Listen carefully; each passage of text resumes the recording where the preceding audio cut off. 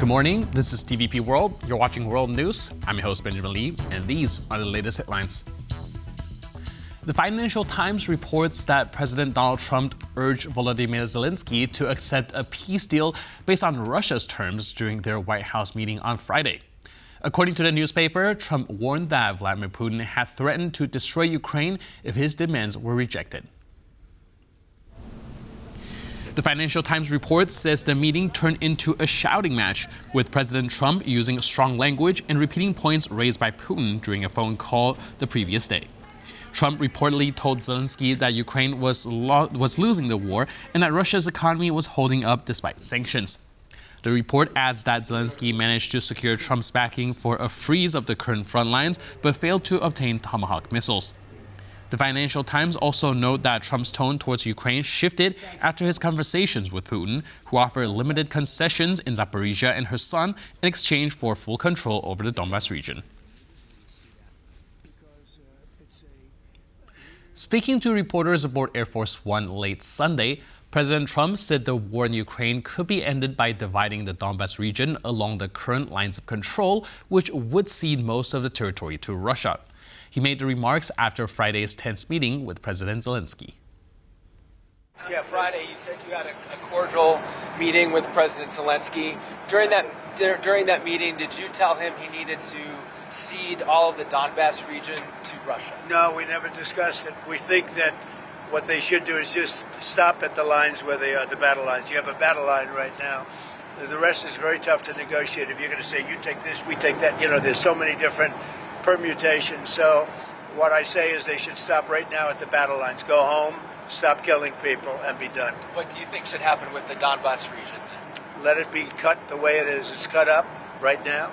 I think 78% of the land is already taken by Russia. You leave it the way it is right now. They can negotiate something later on down the line. But I said cut and stop at the battle line. Go home. Stop fighting. Stop killing people. European leaders are rallying behind Ukraine after reports claim U.S. President Donald Trump pressured Volodymyr Zelenskyy to accept Russia's terms for peace. Speaking in Luxembourg, EU Foreign Policy Chief Kaja Kallas warned that surrendering now would only reward aggression. Let's bring in our Europe correspondent, Angela Skujins, live from Brussels. Angela, good morning. So how are the European leaders reacting to the Financial Times report regarding the possibility of Trump forcing a concession from Zelenskyy favoring Russia?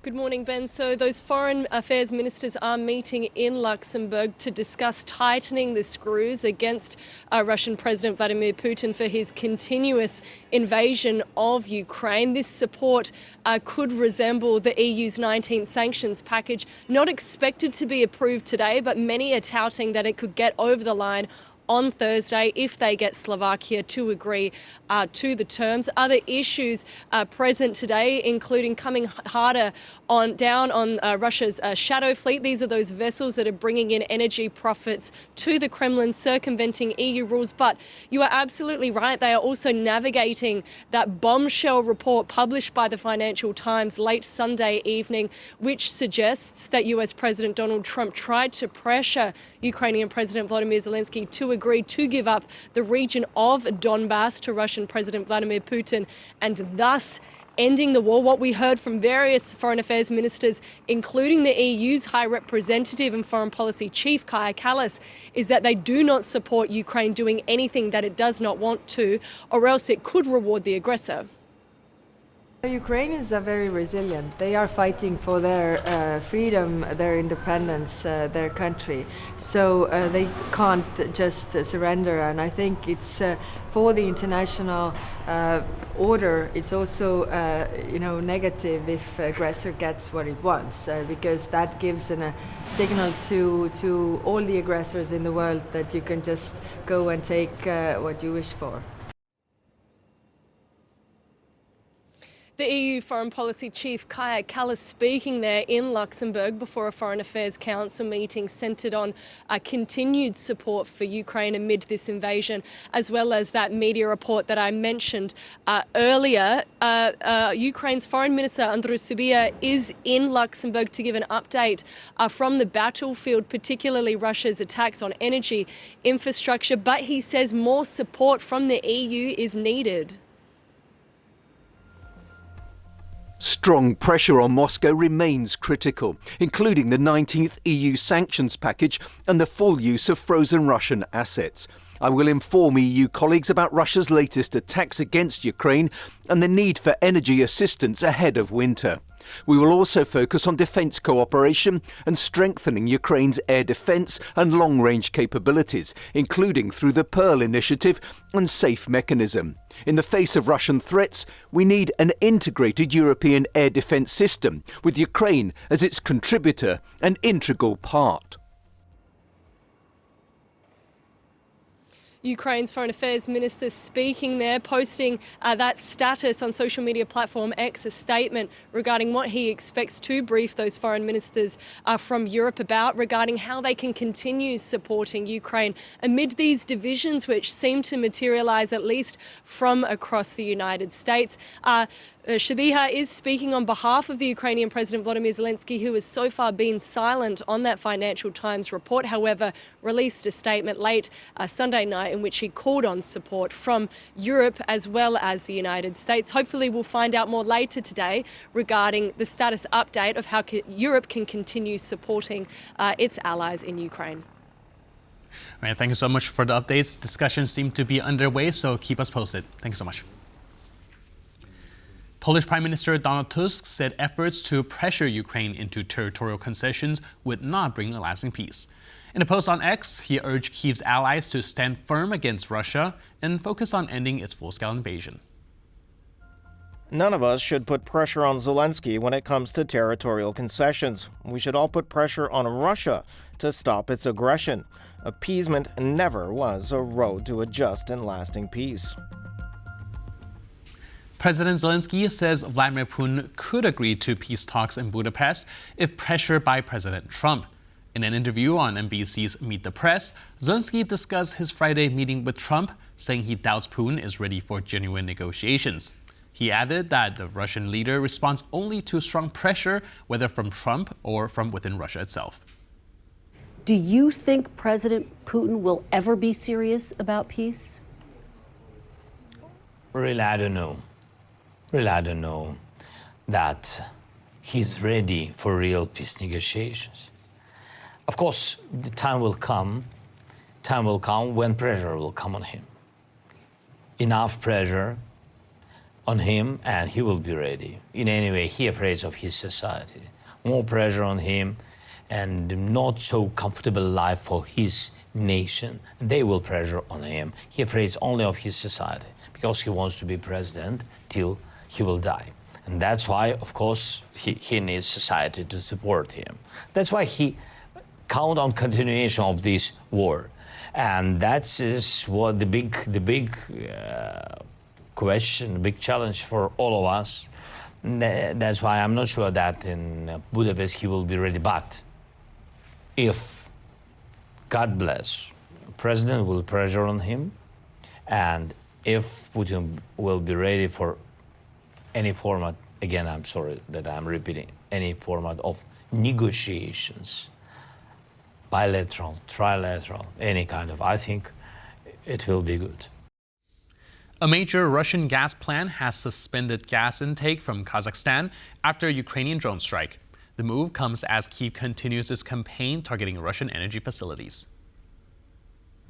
The Orenburg gas processing plant in the southwestern Orenburg region, which is the largest facility of its kind in the world, was forced to halt its intake of gas from Kazakhstan on Sunday.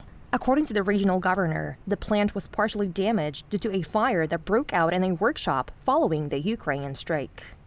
The official, however, failed to provide a timeline for the resumption of the plant's operations.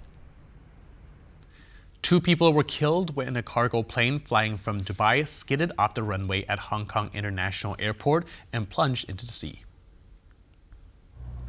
Emirates flight EK9788 was arriving at the airport at about 3:50 local time on Monday when it veered off the runway and collided with an airport patrol vehicle. The plane's 2 passengers died, while all 4 crew members on board the plane survived.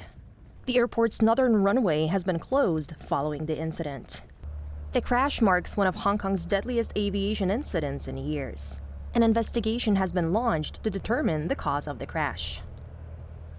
The return of Cold War dynamics is becoming visible in the Arctic, according to Mark Lentian, a professor at the Arctic University of Norway, in an interview with TVP World. He added that climate change continues to shape the competing interests of the United States, China, and Russia. Like the biggest issue that the current American government has in the Arctic is that this is a government that doesn't recognize climate change, which is still the #1 security concern in the Arctic. You ask any Arctic government, they will say, well, obviously military security is important, but with climate change, it affects pretty much everything else. At the same time, there's still the question about what Russia is seeking in the Arctic versus China. China cannot claim any kind of territory or water in the Arctic, so it's restricted in that sense. Russia is still very nervous about maintaining its own views of Arctic sovereignty, and Russia and China, even though they cooperate, there's still the question of how much trust there is between the two powers. China's top leaders will meet in Beijing this week to agree on the country's main priorities for the next 5 years. The Central Committee for the Chinese Communist Party is holding a week-long session known as a plenum. Decisions made during the meeting will shape China's next 5-year plan, outlining development goals through 2030. The full plan will not be released until 2026, but officials are expected to signal their key objectives on Wednesday. The Louvre, one of the world's most famous museums, was closed on Sunday after a robbery. Thieves used a truck-mounted lift to enter the building. The French Interior Minister said 3 or 4 suspects carried out the theft in about 7 minutes. 9 pieces of jewelry described as priceless were stolen. 1 item was dropped and later recovered by the police. Police in Paris suspect that this is the crane that was used on Sunday morning in one of the biggest heists of the century. In an operation that reportedly lasted mere minutes, a group of thieves was able to get away with 9 pieces from Paris's Louvre Museum's Napoleon and the Empress jewelry collection. We came immediately, a couple of minutes after we received news of this robbery. This operation lasted almost 4 minutes. It was very swift. It leads us to believe we're dealing with professionals. Interior Minister Laurent Nunez described the value of the stolen items as inestimable. The thieves struck at about 9:30 a.m. local time when the museum had already opened its doors to the public and entered the Galerie d'Apollon building, which is home to the French crown jewels. The capers then escaped through the Louvre's underground passages and made their getaways on motor scooters. One of the thieves is also said to have dropped an item of loot in the mad dash. During the escape, a jewel was dropped and later found below the Louvre Museum, and now it's being evaluated. The investigation is in progress. According to French daily Le Parisien, this is likely the item in question, the crown of Napoleon's wife, Empress Eugénie. According to the newspaper, it was found damaged. Among the other items snatched were a necklace, a brooch, and a tiara, but the exact pieces have not yet been disclosed by the museum.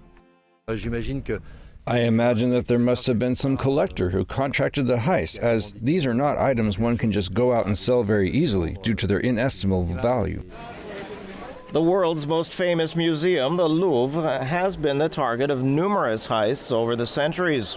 The most famous of them took place in 1911, when the Mona Lisa vanished from its frame, removed by Vincenzo Perugia, who had walked it out of the museum hidden under his coat. These pieces are too well known, too publicized. It's a bit like when the Mona Lisa was stolen. You see, the thief at the time didn't realize the magnitude of his act, and in fact, the Mona Lisa was found under his bed. It was completely unsaleable, as are these pieces, aside from the precious metals they're made of. Now, many do worry that the thieves may want to melt down the items in an attempt to sell the metals and gems alone, which would be an historical and cultural tragedy. Investigators across France and the world are now on the hunt for the culprits. For TVP World, I'm Konrad Gorlinski. And with that, we conclude this edition of World News. But for more news, update, and commentary, please stay tuned to TVP World.